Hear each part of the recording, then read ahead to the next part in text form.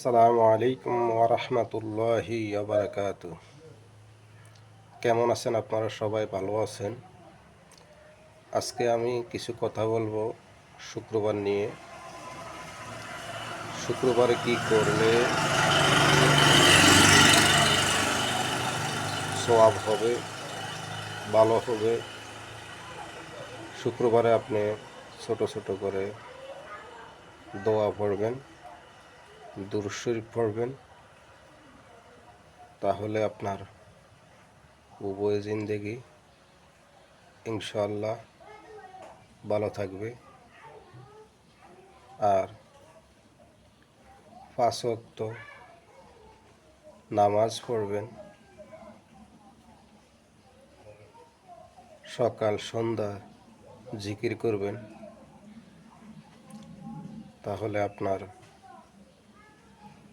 ঈমান ও আমলের শক্তি বৃদ্ধি পাবে। আখিরাতের জন্য আপনার দিন, আখিরাতের জন্য আপনার অনেক ভালো হবে। ভাই, আমরা মুসলিম। আল্লাহ পাক আমাদেরকে দুনিয়াতে পাঠাইছেন একমাত্র আল্লাহ পাকের ইবাদত করার জন্য। আমরা একমাত্র ইবাদত করব আল্লাহ পাকের। তার বিনিময়ে আল্লাহ পাক আমাদেরকে রিজিকের ফয়সালা করেন। তাই আমরা আল্লাহ পাকের ইবাদত করব, 5 ওয়াক্ত নামাজ এবং কি সকাল সন্ধ্যা জিকির করব, হাঁটতে বসতে অনেক আল্লাহ পাকের দোস্ত নবী হযরত মুহাম্মদ সাল্লাল্লাহু আলাইহি ওয়াসাল্লামের দুরূদ শরীফ পড়ব, তাহলে আমাদের উভয় জিন্দেগি অনেক ভালো যাবে। সর্বসদায় আমরা সত্য কথা বলবো, মিথ্যা বলবো না, পরের হক মেরে খাবো না, অন্যের গীবত করব না। ভাই, গীবত অনেক খারাপ জিনিস। গীবত করলে একটা মিথ্যা গীবত যদি আপনি করেন, হাজার ও হাজার মিথ্যা কথা বলতে হয়। তাই আপনাদের কাছে অনুরোধ জানাচ্ছি, কেউ গীবত করবেন না, মিথ্যা কথা বলবেন না, সম্মানিত ব্যক্তিদেরকে সম্মান করবেন, আপনার থেকে ছোট তাকেও সম্মান করবেন। আপনি বড় লোক, সে একজন দিনমজুর, তাকেও সম্মান করবেন। আপনাকে সম্মান আল্লাহ পাক নিজ হাতে দান করবেন। কোনো গরিব লোককে সম্মান করলে সম্মান কমে যায় না, তার সম্মান আল্লাহ পাক নিজ হাতে বাড়াইয়ে দেন।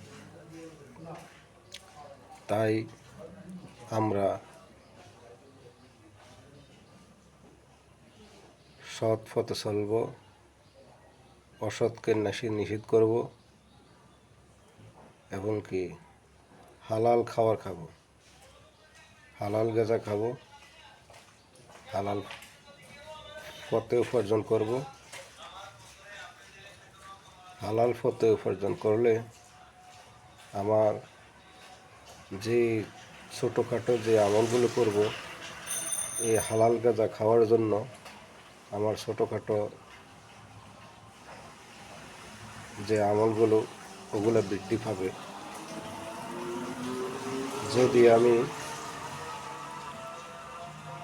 হালাল গাঁজাও খাইলাম না, আমলও করলাম, সে আমলে ভাই কোনো কাজ হবে না।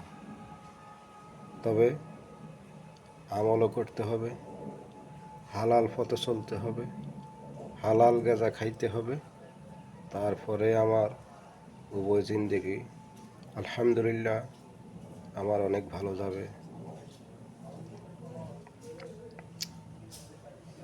তাই আমি আমার অনেক কথা বলেছি। আমার কথাগুলো যদি আপনাদের ভালো লাগে তাহলে আমার চ্যানেলটি সাবস্ক্রাইব করবেন, লাইক কমেন্ট করবেন।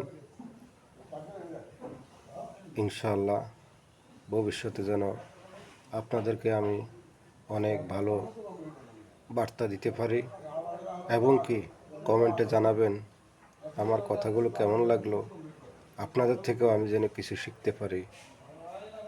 এই বলে আমি আপনাদেরকে অনেক ধন্যবাদ জানাচ্ছি।